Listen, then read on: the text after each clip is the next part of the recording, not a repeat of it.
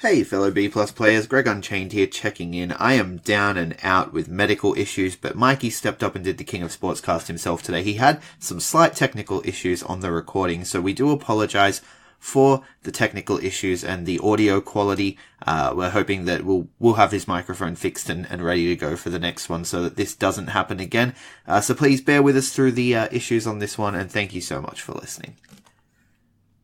Hey guys, just a reminder, if you want to hear all of these wonderful B Plus podcast episodes completely ad-free, make sure you head over to Patreon or Podbean, where we are the featured podcast this week. You can subscribe for as little as $1 a month up to $10 a month, where anything you want to help us with, it really helps out. It's going to help us grow the site. It's going to help us redesign some things, and everything that we get through this and through the advertising as well is all going straight back into the podcast so that we can get Aussie Graps out there for the rest of the world to hear about, for the rest of the world to see, so we can grow this mission of watch global, support local, and build indie wrestling.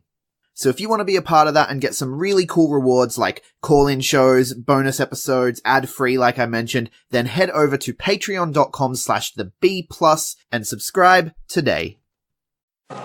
Ladies and gentlemen, this is the main event of the evening. Hold one, Andre! You're not good at this. Get out. Let me tell you a personal story about Vince McMahon. You just made the list! Oh my God! Sorry, no speak English. Dummy! Goodbye and good night. Hold two, on bar! It's still real to me, damn it! Dummy! This is the worst town I've ever been in. Hold three, Tomas covers, three-handle family Gradunzo. Mamma mia! And now, Unchained.media presents the B Plus Podcast with your host, Greg Unchained. It's me, Austin! It was me all along, Austin! number four, armbar. I will never retire!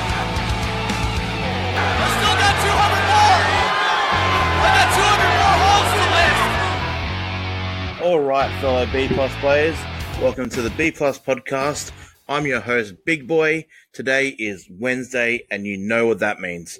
It's time for King of Sports. I am riding solo this week to talk King of Sports and the entire King of Sports universe, which includes Ring of Honor, CMLL, Revolution Pro Wrestling, and of course, the King of Kings, New Japan Pro Wrestling. This week, I'm going to begin in the UK with Revolution Pro Wrestling. It's all quiet on the UK front this week in terms of action for Rev Pro. However, I should note, just in case we forgot last week, New Year's Revolution from January 11th, Rev Pro Cockpit 36 and 37 from January 5th and 6th are all up on Rev Pro On Demand. All three are great shows to watch. Make sure you head on over to www.rpwondemand.pivotshare.com and sign up for less than, I think it's like $10 a month, which also gives you access to bar wrestling, all action wrestling, Elite Canadian Championship Wrestling, and so on. So and sign up. It's a fantastic website, fantastic on-demand service. Now, upcoming this week for Rev Pro, they have two shows penciled in. First show is on January 26th, UK time, which is a Rev Pro Contenders Revolution Rumble in Portsmouth. I don't have much info about it at this stage. And the second show is Rev Pro Live in Bristol on the 27th. This show actually looks amazing. The card sounds amazing. A few matches that have been announced is Aussie Open, the new number one contenders for the Rev Pro tag team titles. Kyle Fletcher and Mark Davis taking on Rev Pro Cruiserweight champion David Starr and Rob Lias. Great Khan will be taking on Shigeru Irie. I hope I said that right this week. We've got El Phantasmo taking on Will Ospreay, MK McKinnon taking on Chris Brooks, and a Rev Pro Women's Division tag match including Chardonnay and Zoe Lucas taking on you and Sami Zayn. So that's pretty much it from the UK this week. Again, just so they didn't have anything going, and just a few match announcements. However, we're going to get straight across over to North America, and I want to touch on CMLL this week.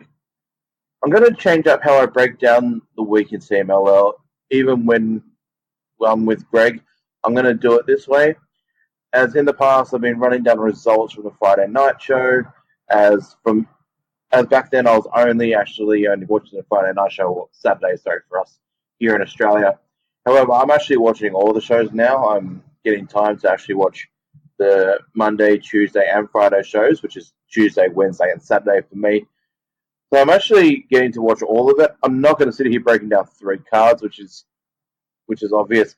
So what I'm going to do is I'm just going to touch on a couple of maybe awesome matches from the week and just some highlights on what's coming up and any other breaking news. So this week, it's a little bit softer in CMLL this week, similar to last week, as 20 of the core group of main event talent has been in Japan for Fantastic Mania in 2019. However, CMLL actually hasn't been all that bad this week. Not fantastic, no pun intended, but decent. There's not many matches I'm going to be able to talk about this week from CMLL that are smashing. But one I do want to talk about. I'm going to get on the hype about just this one match. It was from the Super Friday show, Super Viennes. This was Rush taking on Euphoria in a best out of 3 falls match. It's a showcase singles match headline in which Rush did win. This was a fantastic match. I'm not kidding. This was awesome. Rush is on for a massive 29. 2019 is going to be the year of Rush. His boys, La Sombra, is already a superstar. As Almas just Andrade now, in WWE. You got the likes of Nato using LIJ to become a monster in Japan. This is Rush's time. He deserves it. I feel he's one of the most talented guys in the world. One of the most marketable guys as well. He's got that tranquiloness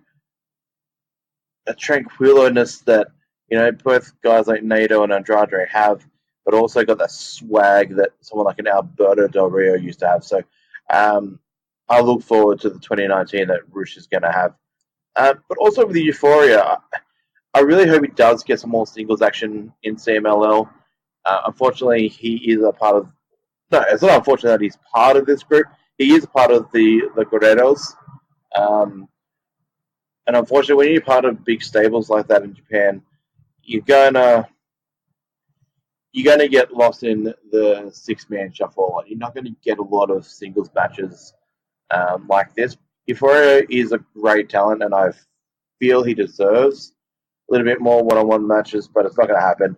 I mean, let's be honest, guys like Ultimo Guerrero, who's obviously one of the main guys in CMLL, is always going to be on top of most cards and will most likely get most singles matches if that was the case.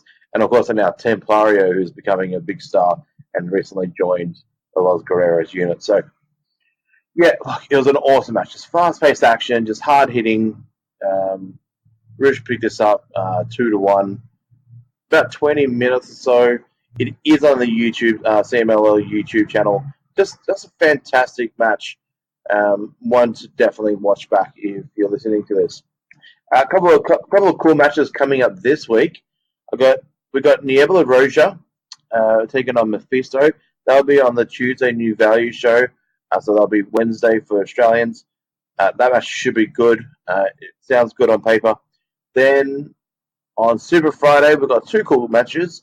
The first one being a mouth-watering, just awesome matchup on paper. Soberano Jr. versus Templario. These 2 guys have been amazing over in Japan this week, which I'll touch on a little bit later. But yeah, that's going to be fucking mouth-watering, that match. It should just be spot after spot. It should be a lot of fun.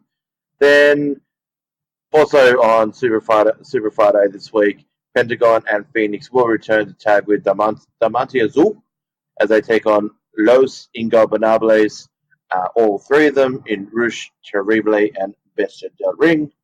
But that's pretty much it from Mexico this week. Not a lot to talk about in Mexico because most of the guys are in Japan, which we will get onto very soon.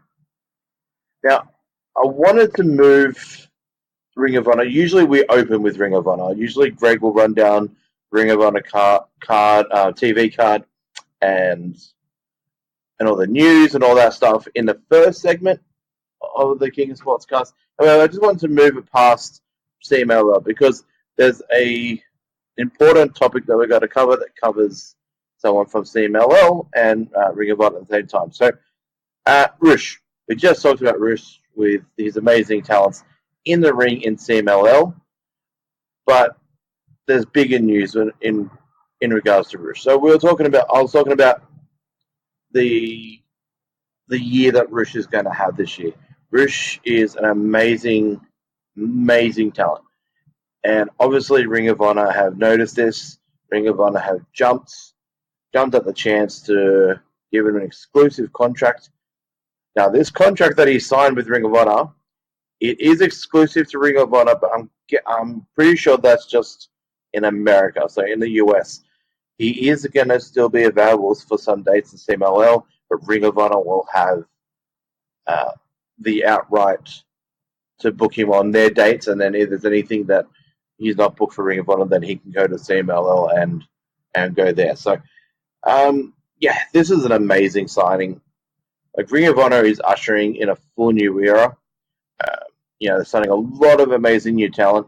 Bandito, Britta King, PCO, Mark Haskins, PJ Black, Tracy Williams, creating new working relationships with guys like Nick Aldis and the NWA brand, and more specifically partnering up on the upcoming and revived Jim Crockett Cup, which would be amazing, the tag tournament there.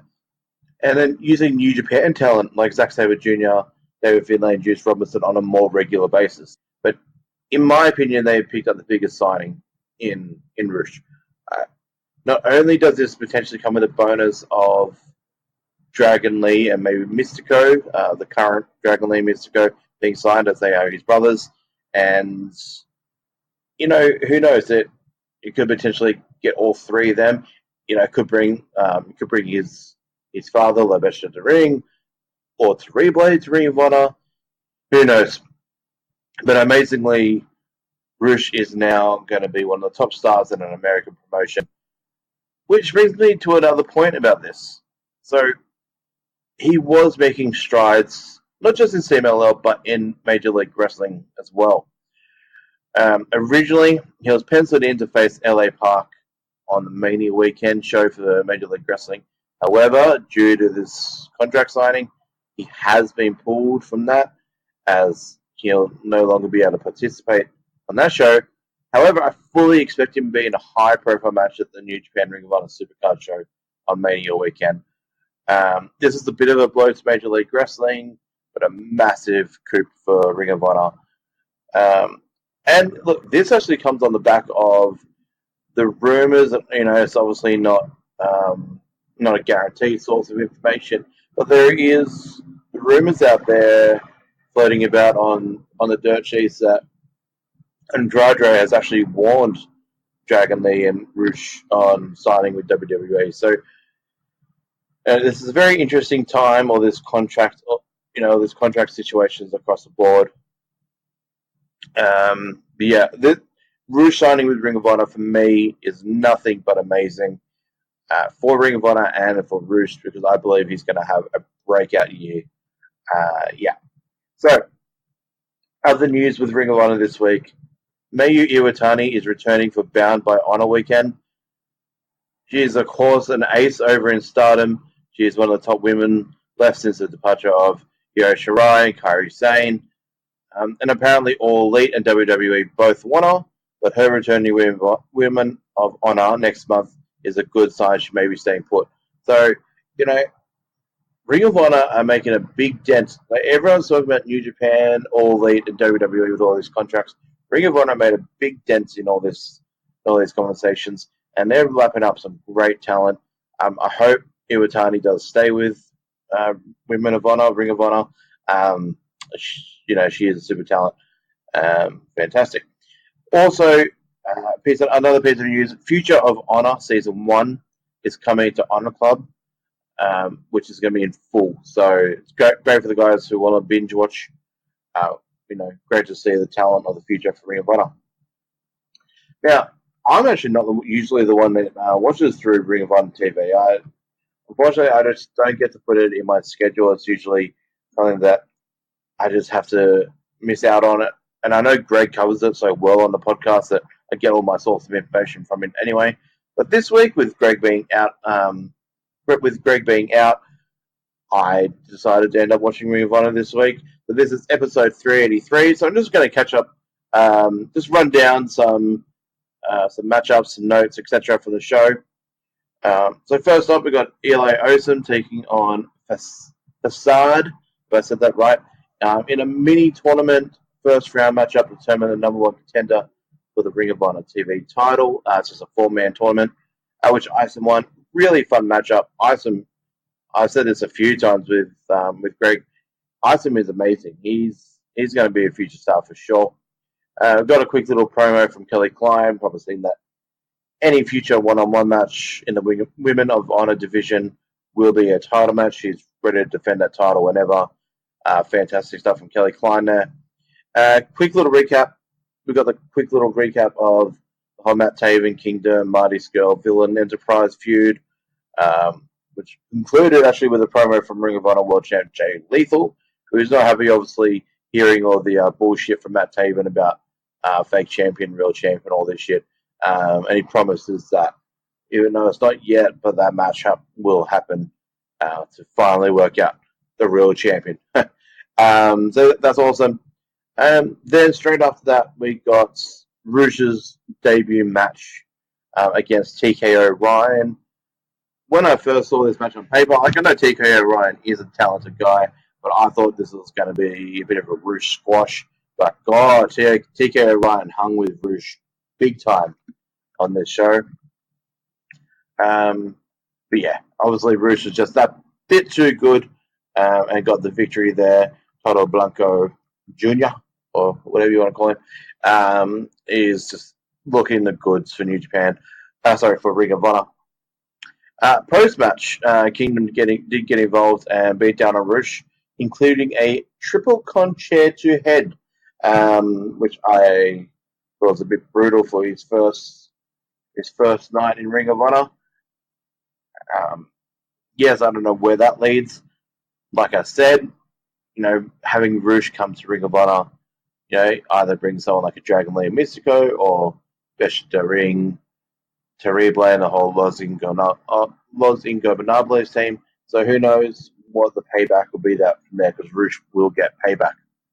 And in the main event of the night, we got the TV title number 1 contenders mini tournament match number 2, as we see Silas Young taking on former tag partner and fellow Wisconsinite Beer City Bruiser in what turned out to be a hardcore match quite quickly. It was actually awesome. I never really been a big Beer City Bruiser fan, but this is actually really fun. I love Silas Young. The real man is just fantastic. Brian Milanes, the big fellow, got involved there, saving Beer City Bruiser from being handcuffed from the ropes. But in the end, despite all the bullshit, Silas Young was just too good, picking up the victory, and will face Eli Osum in 2 weeks to determine the number 1 contender for Jeff Cobb's TV title, which is going to be awesome. It's going to be a great match. I'm guessing we're going to get Jeff Cobb and Silas Young there. Don't know. They're ready to pull the trigger on Eli Osum this week against Jeff Cobb, but it'll be interesting to see what happens. So next week for Ring of Honor, they've got Juice Robinson versus PJ Black one-on-one, which should be interesting to see.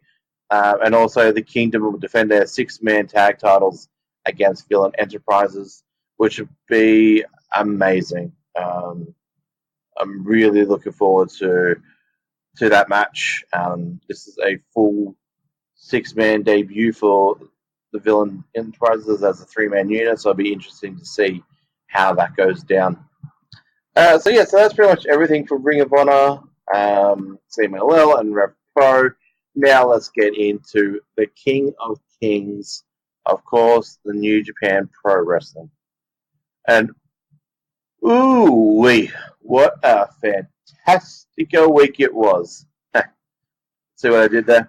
Now, this past weekend, I saw some of the most entertaining, both wrestling and sports entertainment, quote-unquote, stuff from New Japan I've seen in a while.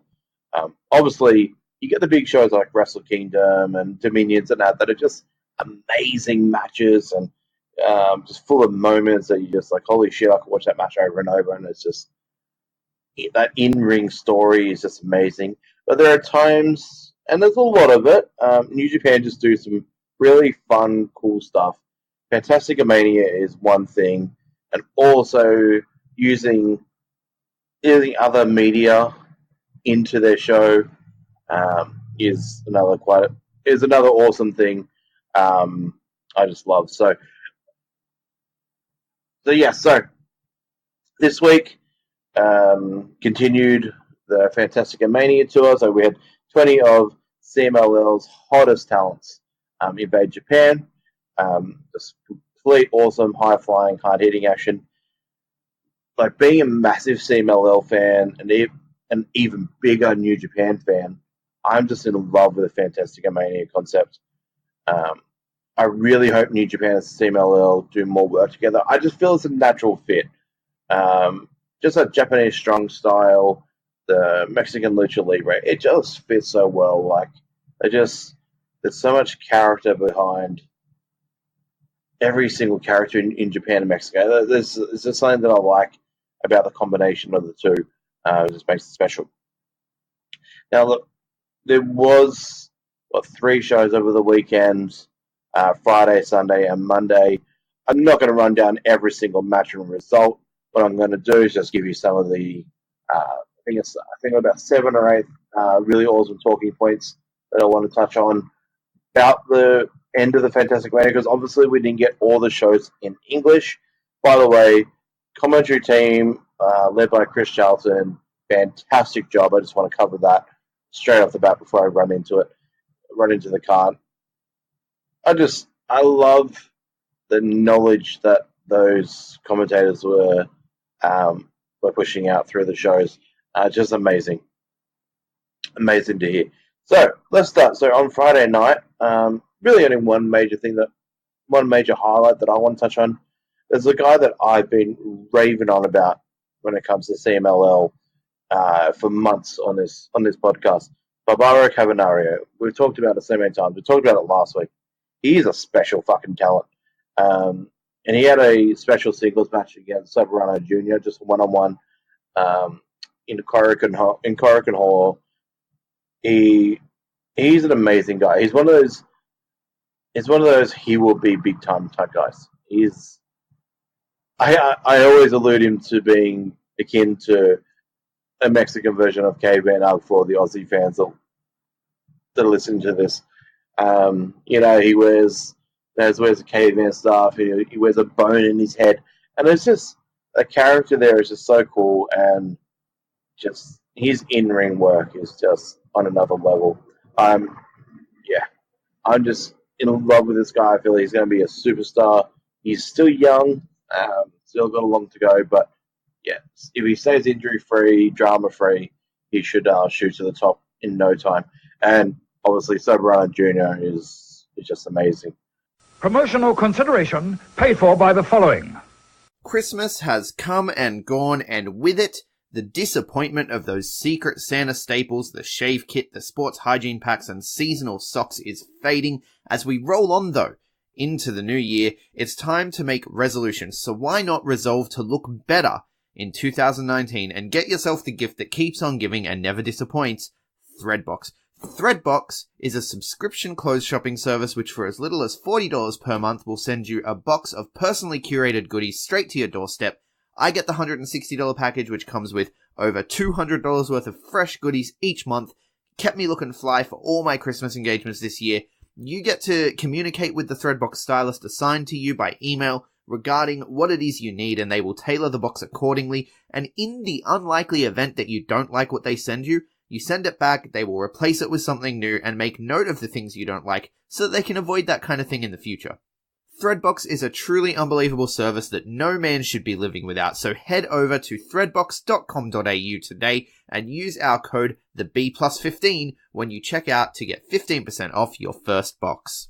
January is here and we are fast approaching WrestleMania season. Royal Rumble and the road to WrestleMania are around the corner, so the time to dilly-dally is past us. If you want to experience WrestleMania live, and who doesn't, let's be honest, you deserve it. The best and really the only way to do it is with All Aussie Travelers. All Aussie Travelers are new to the wrestling travel package game, but they are veterans at travel, and they have put together a package that cannot be beaten. For less than $7,500, All Aussie Travelers are going to send you to New York, New York, with return flights, airport transfers, full accommodation, and tickets to the WWE Hall of Fame, NXT pre-show party, NXT TakeOver, WrestleMania, Monday Night Raw, SmackDown Live, and more. The coolest part about these packages is that for NXT TakeOver, Raw, and SmackDown, you are going to be seated in your own private VIP suite, normally not available to the public, but All Aussie Travelers have you covered, man.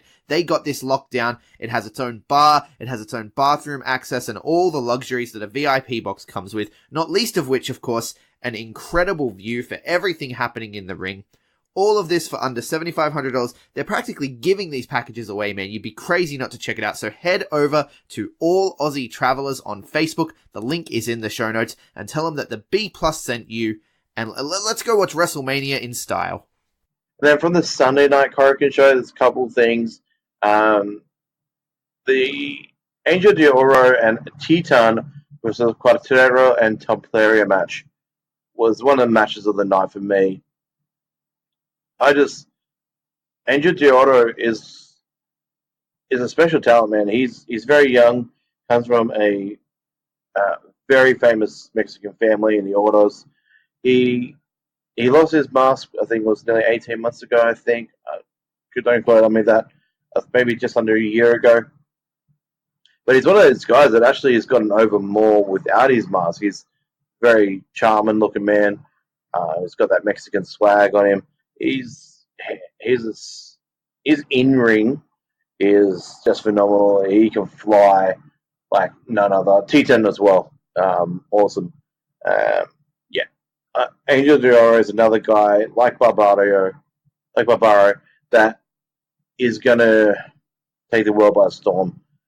You know, Lucha Libre kind of has taken an interesting turn over the years. Now with the popularity of Rey Mysterio is back in the main show. You got Andrade Almas on SmackDown. You got like the Grand Metalik and Kalisto and those guys on 205. You got Penta and Phoenix, becoming superstars. You got Lucha Underground, who's just highlighting some amazing characters. Some of these CMLL guys, I really believe, are on the track to greatness. And Cavanario, Angel de Oro, a few others are guys that are really going to be huge one day. I just got that little feeling. The Angel de Oro and Titan did actually pick up this match. De Oro making Cuartero submit in that, which is fantastic. Great match. Also from Sunday night, the Muros brothers, Dragon Lee and Mystico, defeated Ultimo Guerrero and Gran Guerrero, the Los Guerreros, in the final of the family tournament, which they were running through the week, which is awesome. So Dragon Lee and Mystico won that tournament, adding to an awesome week for the Muros family. Of course, we've talked about Roosh. I've talked about Roosh so much on this show, on this cast tonight, that I just feel like it's all about Roosh and the Munoz family. Awesome there. And on Monday night, there was some really awesome moments. First off, we'll start with the opener, the Templario and Barbaro Cavanario versus Ordaz and Flyer. It was a really fun opener. It really set the pace for the night. I think all four of these guys will have a huge 2019. Just touched on Cavanario. Templario is making waves in CMLL, becoming a top guy. Ordaz is young, but he's amazing. He will have a big 2019 in CMLL as well. I just love this showcase that all these guys got to put on. Doing some great stuff. Then later in the night we had LIJ with Terrible. So we had Nato, Bushi, and Shingo Takagi teaming up with Terrible. Remember the Mexican charter or the original charter of Los Ingobernables, taking on Sho, Yo, Toa Henare, and Satoshi Kojima. It was actually a really fun match. Nato actually worked harder than he usually does in multi-man matches like this. Took away the Tranquilo and actually worked a little bit harder. And I loved that despite Sho and Yo using their Reijin and Fujin alter egos all week, I like that they finished the week as themselves as Sho and Yo Roppongi 3K. This match actually ended up as a no contest, which sucks. I would have loved to seen victory out of the way, but it ended up as a no contest as Suzuki Gun's Taichi, Kanemaru, and Desperado interfered and beat down everyone, especially Nato, feeling a fire for their upcoming match at the New Beginning. So for the IC title, which is going to be awesome. But yeah, setting up a little angle there, fueling a fire for an angle there, which is that's going to be an awesome match. I actually feel like Taichi is going to take the title off him for some reason. I don't know if New Japan are ready to strap the IC title to Taichi, but he's making waves. Then we actually had a CMLL title defense on the show, which was awesome. The new generation Dynamitas, so Sanson, Curatero, and Forestero, defended their Mexican National Trios Championship against the team of Atlantis, Titan, and Angel de Oro. Look, I was talking to Greg about this on our Discord chat.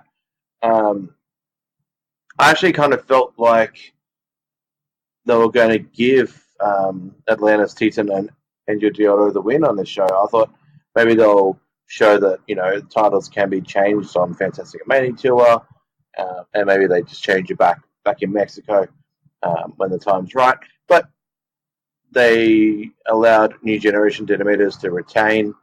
It was a great match. I actually thought the title was going to change towards the end of that match. A few moments there that I thought, oh shit, they're actually going to lose it. But no, they actually maintained. They actually got to retain the titles at the end of that match. That was a really good match. I talked about Sanson a lot and the whole NGD stable, all three of them coming from a famous family there in Mexico. They're also going to have a big 2019. So a lot of guys, and speaking of Atlantis Jr. debuted on this tour, and he looks like he's got the goods, like his legendary father. Yeah, there is just so many great young talent in the CMLL that are ready to go to the next level, and I'm glad that this Fantastic Mania Tour gave him a time to shine. Then the last two things I want to talk about this show. So my dad is a heel wrestler. I'm yet to see the movie. I really want to see it. This is a project that Tanahashi, Okada, Makabe, Taguchi, and a whole host of others have gotten into. It's like actually, I can't even tell you what the movie's like because I haven't even seen it. Haven't seen any reviews, but it's supposed to be awesome. So, instead of being Tanahashi, Okada, Makabe, and Taguchi, they were then my dad as a heel wrestler characters. They dressed up as their characters and used even their title from the show, which is awesome to see. So the matchup was Dragon George Okada was Dragon George. Then we had Sweet Gorilla, which is Makabe. They took on Gimbe Mask. I don't think I said that wrong. Right. Who was Taguchi. and Gokiburi Mask, who was Tanahashi. This was just really fucking interesting to see. Seeing Tanahashi go full heel mode, Gokiburi, however you want to say it, seeing him go full heel mode is just awesome. Kind of gives a glimpse into the future of potentially Tanahashi heel turn in New Japan one day. And he's got that heel swag on him really good. So hopefully that's a thing that happens. But yeah, this is just really fun. Like New Japan, everyone's like, oh, New Japan take things so seriously all the time. This one they didn't. They actually, it was a lot of fun. This Fantastic Mania tour was just a lot of fun. I mean, you had guys like Sho, Yo, and Desperado reprise, characters from their past. It's just a lot of fun. And then this incorporated my dad as a heel wrestler into a match. Just really fun to see. I mean, can you imagine WWE guys bring Southpaw to Raw or SmackDown? I mean, it's a lot of fun. Props to them doing it. I was cracking up the whole time. I know I'm supposed to be enjoying a wrestling match, but hey, a little bit of comedy and entertainment is good.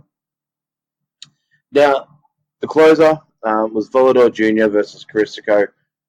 It's what was expected. Fast, fun, action-packed. Volador Jr., one of the greatest luchadors of the modern era. Caristico, another top talent that obviously has had some issues in the past when he was in WWE. However, he's found his way back with CMLL. Caristico is just he's just on another level. Acting a little bit more rudo lately, a little bit more heel. His character is changing. I have a feeling that maybe in 2019, Caristico could lose his mask and could reveal his identity and all that. So it'll be interesting to see how that goes. But yeah, so Volador Jr. did pick up the victory after hitting a very, very awesome Spanish fly. So the end of the tour led to after the match, the entire Fantastic Mania roster, except for LIJ, as they were selling their beatdown from earlier night, all came out to celebrate what an awesome tour is. All the Mexican talent just so appreciative of the love that the Japanese crowd was giving them. It was just, it was an awesome show, awesome week. Just love it. I really hope New Japan and CMLL do more stuff in the future. Now, just a couple of little notes for the rest of the week in New Japan. So the Road to the New Beginning begins this Saturday. However, it'll only be Monday, Tuesday, and Wednesday shows. They'll be uploaded in New Japan World in general, and then all three of those will be English commentary as well. So I'm not too sure if that's live or on video on demand, but I'll keep you guys posted on the actual B Plus Facebook page. Then we have so the most important match of the Road to the New Beginning. So most of the matches, as you know, Road 2 shows are pretty much just all 6-man, 8-man, 10-man tags, etc. Just to get the action going, ready for the big shows. Tuesday actually has a really special and important match. It is Kushida, the ace of the junior division, as he wrestles his final match for New Japan. He faces the ace of the heavyweight division, Hiroshi Tanahashi, in a very, very special singles match. This is going to be... They never faced... I don't think they've faced one-on-one before. This is going to be really good to see. Where does Kushida go in 2019? 205 NXT seems very likely, but with Ring of Honor, All Elite Wrestling in the background, there are other options. Nothing's set in stone. His contract does end on January 31st, similar to Kenny Omega. So we'll find out after that. But yeah, this will be his final match in New Japan. So definitely get a hold of that match because it's going to be special. They have given a 60-minute time limit, and I believe they'll use as much of that as they can because I believe it'll be kind of special. Also, next week's King of Sportscast, we will touch on the New Beginning major shows, which begin next week after the podcast. So I think they're in the USA starting Wednesday, I believe. Then the weekend following that is the actual New Beginning show. So we'll touch on all of the previews for that next week. Also next week, I think we'll have another podcast before this happens. But like I said about Kushida, January 31st is, 9 days away right now. So 8 days away from release of this podcast. So we will keep on touch of all the Kenny Omega and Kushida signing news. Do they stay with New Japan or Elite Wrestling, WWE, Ring of Honor? Who else? Who knows where else they can go. So that all happens next week. But look, that's all I've got for this week.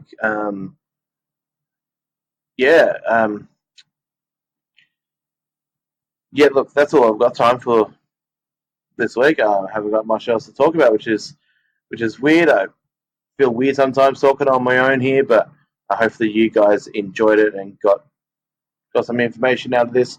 Of course, if you want to find out more or ever just want to have a chat to me about pro wrestling, you can find me at BigBoy_Mikey86 on Twitter and Instagram.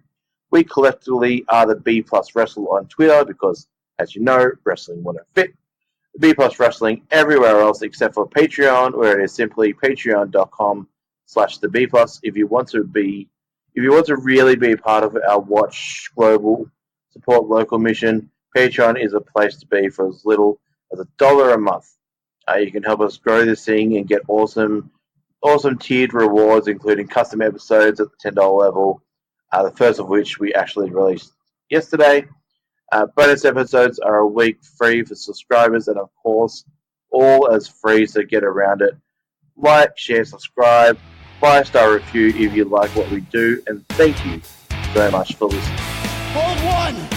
Arm drag! You're not good at this. Get out. Let me tell you a personal story about Vince McMahon. You just made the list!